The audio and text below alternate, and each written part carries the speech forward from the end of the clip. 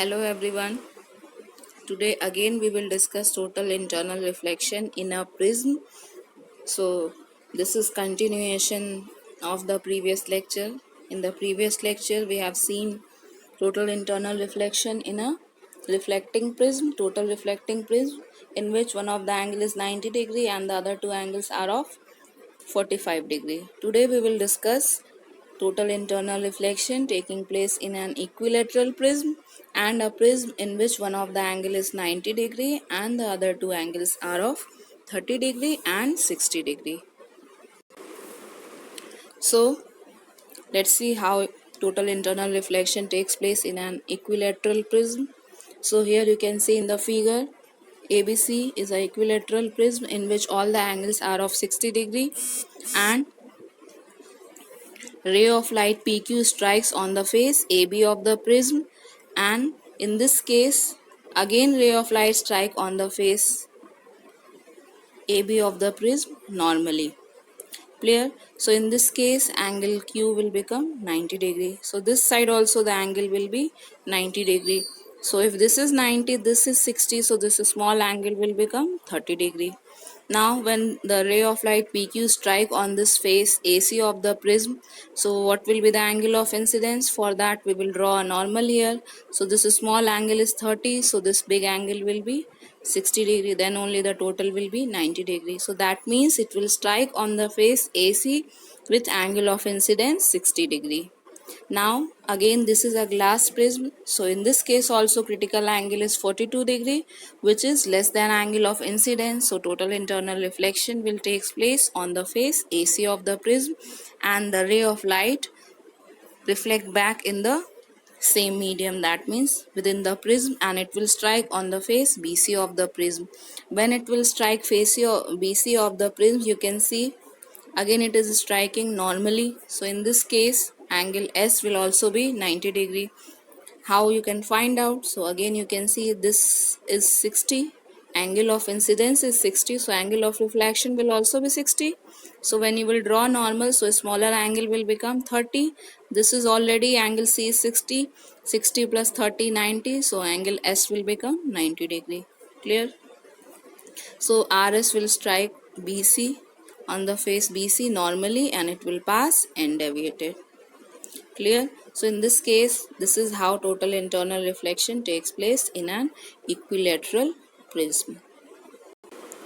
Next we have the total internal reflection taking place in a prism in which one of the angle is 90 degree, the other two angles are of 30 degree and 60 degree. As you can see, angle B is 90, angle A is 30 degree, angle C is 60 degree.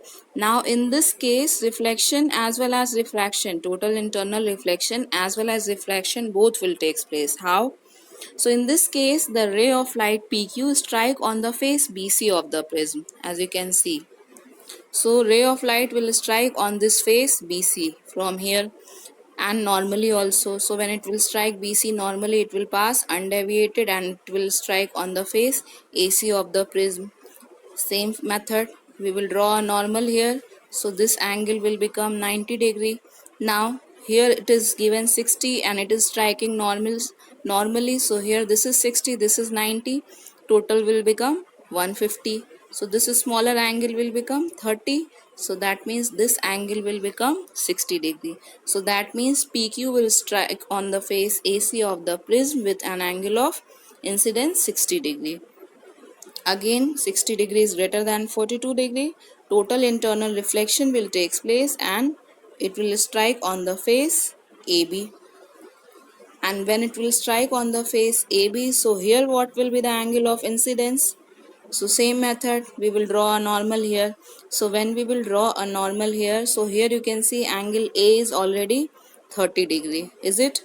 So here angle of refraction is given 60 degree, and if this is a normal, so this small angle R will be 30 degree. So 30 plus 30, that means 60. So this big angle will become equal to 120 degree, is it? 30 here, 30 here, 60, and this will become 120. And when you will draw a normal here, So in this case, this angle will become automatic. It is now 90 degree. So therefore 120 minus 90. So this smaller angle will become 30 degree.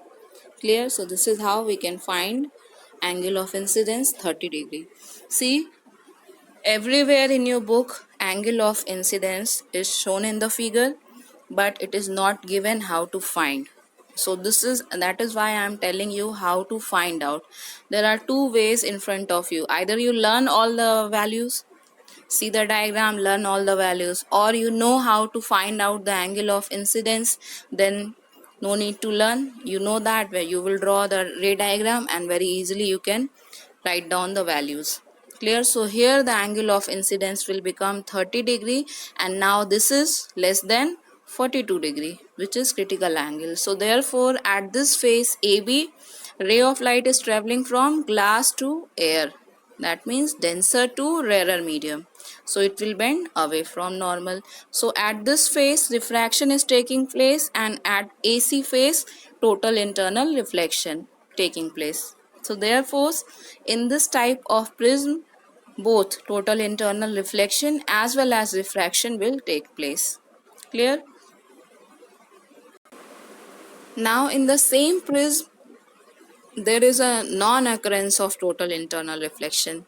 So in the case when the ray of light strike on the face BC, normally total internal reflection will take place. But if you see in the figure A and B, in both the figure total internal reflection is not taking place. Is it? So, in the same prism, when the ray of light strike on the face BC, total internal reflection will take place. But in the same prism, when the ray of light strike normally on the face AB and AC, then total internal reflection will not take place. So, let's see that. So, in this case, ray of light is striking on the face AB of the prism normally. So, this angle will become 90 degree. This angle will total is your, if this is 90, this is 30, so this will become 60. So when we draw a normal, angle of incidence will become 30 degree. So that means again 30 is less than 42. So therefore here refraction will take place and the ray of light will refract away from the normal. Clear? Similarly in this case also, now when the ray of light strike on the hypotenuse, that means AC of the prism, in this case again here it is striking normally, it will pass undeviated, but here angle of incidence will be 30 degree, which is less than 42. So again here refraction will take place and the ray of light will bend away from the normal. So in both the cases we can see when the ray of light is striking on the perpendicular and the hypotenuse of the prism, total internal reflection is not taking place. Clear? Only when it is striking on the face BC, total internal reflection is taking place as well as refraction also taking place. Is it? Now we'll see exception. In this condition there is an exception. So let's see that. So this is the exception in the case of 90, 30 and 60 degree prism. When the ray of light strike even in the face hypotenuse of this prism, total internal reflection takes place. But the condition is that the ray of light must incident normally below the foot of perpendicular. That means if you draw perpendicular on this face AC, this angle is 90, this is perpendicular. So if ray of light PQ strike below this perpendicular, is it? So below the foot of the perpendicular, if the ray of light will strike on the face AC, then in that case total internal reflection will take place. How? It is striking on the face normally, so it will pass undeviated and strike on the face BC. Now here the angle of incidence will become 60 degree. How? Because this is angle C is 60, this is normal, so 90, 90 plus 60, 150. So this, if you draw this small angle will become 30 degree, and when we draw the normal, so this is already 30, so angle of incidence will become 60 degree. Clear? So in this case, when the ray of light strike on the face AC of the prism below the foot of the perpendicular, so here total internal reflection will take place and the ray of light reflect back and strike on the face AB of the prism. Again here angle of incidence now will become 30 degree, which is less than 42. So at this phase refraction will take place and the ray of light will bend away from the normal. So this is a exception in the case of this type of prism when the ray of light strikes normally on the hypotenuse of the prism. If it is striking below the foot of the perpendicular, then total internal reflection will take place, but here if they will strike, total internal reflection will not take place. Now let's see, all we have studied about total internal reflection, and you already know about reflection from a plane mirror. So there's a comparison given between total internal reflection and reflection from a plane mirror. This question is also asked in the board examination, to write two differences between total internal reflection and reflection from a plane mirror. So let's discuss all the point. So first is the definition of total internal reflection, that it takes place only when light passes from a denser medium to a rarer medium and at an angle of incidence greater than critical angle. Then in this plane mirror case, it takes place when light is incident on a plane mirror from any medium. So total internal reflection is depending on the medium, but reflection from a plane mirror is not dependent on the medium. That is the difference. So here in this case, reflection from a plane mirror from any medium, if the light will incident, and also it is not depending on angle of incidence. So at any angle of incidence reflection will take place, but total internal reflection case, the essential condition is only that ray of light will travel from denser to rarer medium and angle of incidence is greater than critical angle. So this is the first difference between these two. Next, in total internal reflection, we know that whole of the light reflect back. So in that case, the entire light is reflected, and reflection from a plane mirror, we know that there is a partial reflection. So a part of light is reflected while rest of the light is refracted and absorbed. So now third difference is that in total internal reflection, because whole of the light reflect back in the same medium, so there is no loss of energy.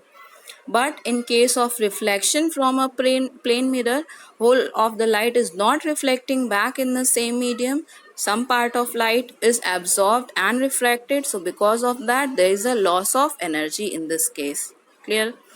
Last point is that in the case of total internal reflection, the image is much brighter and the brightness remains unchanged even after the long use of the total reflecting device. Like if we are using a total reflecting prism, as we have seen in the binocular and also in case of a periscope, so in that case the image is much brighter and it will not change if the prism is used for a long time.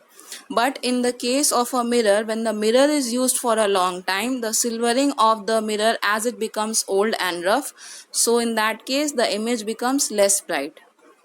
So that is the difference in the case of total internal reflection and reflection from a plane mirror.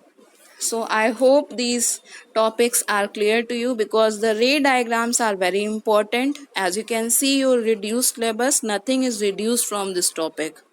All topics are mentioned, so that means everything is included in the syllabus. So all you have to prepare. So that is why I am telling, practice the ray diagram. First know how the what is the concept behind it, and then try to draw the ray diagram in rough copy. Practice the drawing of the ray diagram. Also we have seen how to find out the angle of incidence. So very easily you can find the angle of incidence, because when you will draw the ray diagram, you have to show the angle of incidence. Then only it will be decided that whether the total internal reflection will take place or not. Clear? Now we have the last topic, the consequences of total internal reflection. So there are many consequences of total internal reflection. One of the consequence which you will see in the cover of this video, which is the piece of diamond which sparkles. So why it sparkles? This is also due to total internal reflection. There is refraction also, because if only total internal reflection takes place inside, so from where the light will come out. So there are few surfaces at which angle of incidence becomes less than critical angle, and there are few surfaces at which angle of incidence is greater than critical angle. So at the surfaces where the angle of incidence is greater than critical angle, total internal reflection takes place, and inside of it multiple total internal reflection takes place, therefore diamond sparkles more. Then mirage, you all know that due to mirage we see the image of any object, and in desert it looks like that it is in water. I hope all of you have studied in class 8 about mirage. So same phenomena occurs on the road also. Sometime on a hot sunny day you will see, when you will drive a car, so in front of you it will look like that there is water in front on the road. So that is also due to the consequence of total internal reflection. Then we have optical fiber, which is widely used now. So in optical fiber also this total internal reflection phenomena takes place, and because of that optical fiber is used to transmit the light signal over a long distance without any loss of energy, because inside of it total internal reflection phenomena takes place, so there is no loss of energy. So these are the few consequences I am telling. There are many consequences of the total internal reflection. So go through all three videos related to this part, total internal reflection and critical angle, and if you have any doubt related to these topics then kindly send it to me when I will make the next video. So in that video I will try to explain all your doubts that you will send. So because of that, go through all the videos, and if you have doubts send it to me. In the next video I will discuss the question answer of this part. So thank you so much.